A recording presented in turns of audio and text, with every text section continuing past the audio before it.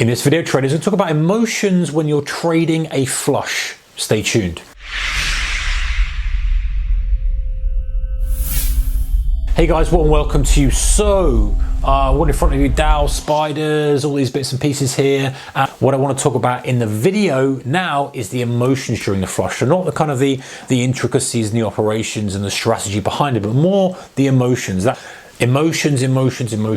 When you think about you're taking this flush, you see the price, whatever your criteria may be, the price comes down, you take the entry. The market pops back up, and this happened to me literally just an hour ago. Take the entry, beautiful entry, you read the flush correctly, it pops back up, you have your limit in, doesn't quite take it, you go best offer, doesn't quite take it, you drag it down, all of a sudden it rolls back, you scratch it out. You've got to give it no room to flush. Now, this week you've got to be careful because, and you've got to be very mindful of it. Everyone has to be mindful of it. I've got to be mindful of it. You guys have got to be mindful of it.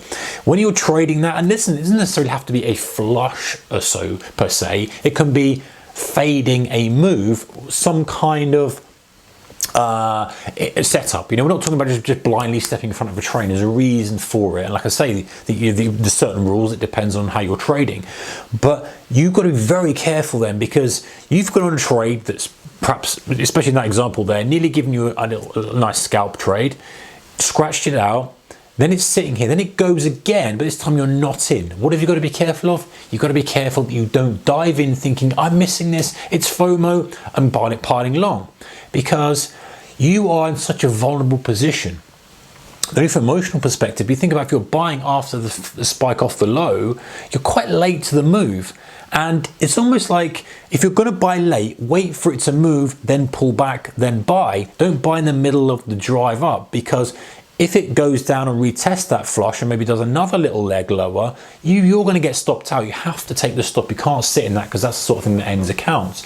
So chasing that is just a bad way to do it. And then most of the time what happened is actually what's happening in this specific chart here is we had the little flush, the pop back up, it went again, didn't quite go, and it just keeps oscillating around just enough to be taking out, stopping people who are buying, thinking, oh, it's the low. They buy that stretch, it rocks back down again, stops them out, because generally speaking as well, people are really nervous about it. They're going in too much size, they've got the stops too tight, and so they're getting pinged out. And actually, if someone was doing that, it's probably 4 or 5 stop outs if they're trying to day trade that low, if they're keeping it too tight, rather than something different from saying, okay, it's flushed, I'm buying it, I'm gonna have a wide stop and look for a retracement back to VWAP, to highs, to tomorrow, to the next day, whatever. That's a different scenario. But if you're scalping off that flush low, then buying after the impulse is lethal, guys. And sometimes you might get away with it. You might buy my impulse off the flush and then just keeps chugging up, and you might make a good trade out of it.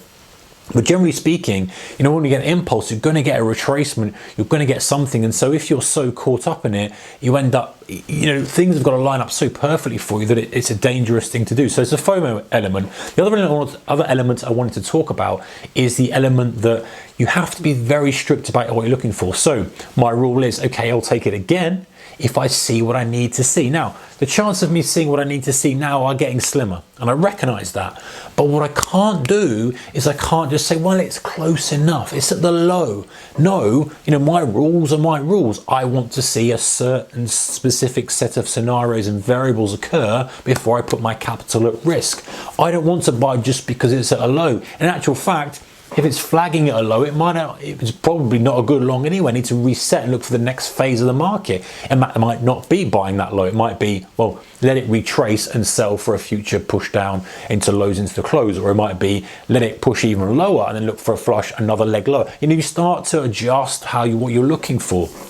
So it's the FOMO thing, and it's being very specific about what you want, because if you're not very specific, you end up going in on a whim. You end up trading it just because you think it's going to go up, because that's your thesis, and without fine-tuning that entry as best you can, you really put yourself at a disability, you really put yourself at a disadvantage, because you're so late to the move, you're kind of buying at the low anyway, and then when it grinds lower and it does the flush, you're in this situation where I need to be out of it because I'm almost at my stop loss, and I don't like this loss, but I also want to be in it because it's the pattern I wanted, the lows, etc, etc, etc. So you're kind of juggling these two things. You don't know what to do, and that's the worst thing in trading, because if you haven't got conviction one way or the other, you don't like it, you do like it, I'm in it, I don't like it, but I would like it, I want to be in it if I'm not in it. You get the point. You're there, you constantly, your brain's just all over the shop. So And I think specifically when we're at lows, when we're at highs, we're in maybe in a flush scenario, this is important because the moves tend to be a bit more exaggerated. There's a bit more pulse to it, a bit more impulse, a bit more impact, a bit more